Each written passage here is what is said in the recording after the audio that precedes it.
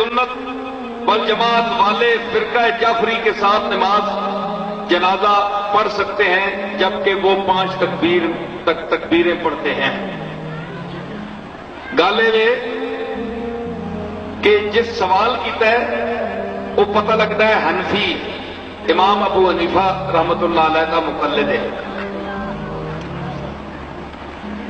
جیڑی چیز رسول اللہ صلی اللہ تعالی علیہ وسلم سے جو بات ثابت ہو اور جس طرح ہمارے ائمہ کبار نے پوری تحقیق کے ساتھ حضور علیہ الصلوۃ والسلام کے مسلسل عمل کو حدیثوں کی روشنی میں کتب فقہ میں نقل کیا ہے تو حنفی بھائی جو ہیں کتنے حنفی ہیں آپ کو پتا ہے حنفی کتنے ہیں؟ آپ کو نہیں پتا. اس دور میں روئے زمین پر سانس لینے والے انسان جو ہیں جو مقلد ہیں امام شافعی، امام احمد بن حنبل، امام مالک، امام ابو حنیفہ، 4 امام. ان میں سب سے زیادہ جو مقلدین کی تعداد ہے وہ احناف کی ہے، ہماری ہے پوری دنیا میں. تو جو حنفی ہیں اس کو ضروری ہے کہ وہ اپنے مسلک کی نماز پڑھے، اپنے مسلک کی نماز پڑھے.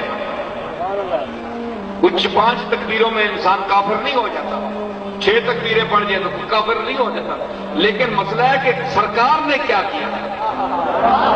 عبادت نام ہے یا دعا نام ہے سرکار کے عمل کا. اگر سرکار نے 4 تکبیریں کی ہیں تو ہمیں ضروری ہے کہ ہم 4 پڑھیں. تو جو جعفری حضرات ہیں ان کے پاس اپنی سند ہوگی اپنے حوالوں سے، تو ان حوالوں کے وہ مکلف ہیں وہ اپنے انداز میں 5 نہیں جتنی مرضی پڑھتے ہیں، بشک پڑھتے رہیں، ہمیں کوئی اعتراض نہیں ہے. ہم کوئی ان سے کوئی لڑائی جھگڑا یا بگاڑنا بھی نہیں چاہتے جعفریوں سے. صرف ان سے میری گزارش یہ ہے، میں نے میریٹ ہوٹل میں یوم حسین پر بھی وہاں بھی کہہ کیا تھا، اسلام آباد میں بھی، اور جہاں تک میری آواز جائے گی یہ ماشاءاللہ 60-70 ہزار کا مجمع ہے میرے سامنے، عورتیں مرد ملا کر، یہ سب دنیا سن رہی ہے. اور اس ٹی وی اور کیمرے کے حوالے سے جہاں تک میری آواز جائے گی کہ جعفری بھائیوں سے ہمیں کوئی اختلاف نہیں، صرف صحابہ کرام کی عزت، امہات المومنین سیدہ عائشہ صدیقہ بالخصوص، اور ان کی احترام کریں کیونکہ یہ ان کی مائیں ہیں. اگر یہ خود کو مسلمان کہتے ہیں یا سمجھتے ہیں تو یہ رسول اللہ کی ازواج مطہرات سب مومنوں کی مائیں ہیں. تو جو شخص ماں کا احترام نہیں کرتا وہ آپ خود فیصلہ کریں، میں کچھ نہیں کہہ سکتا.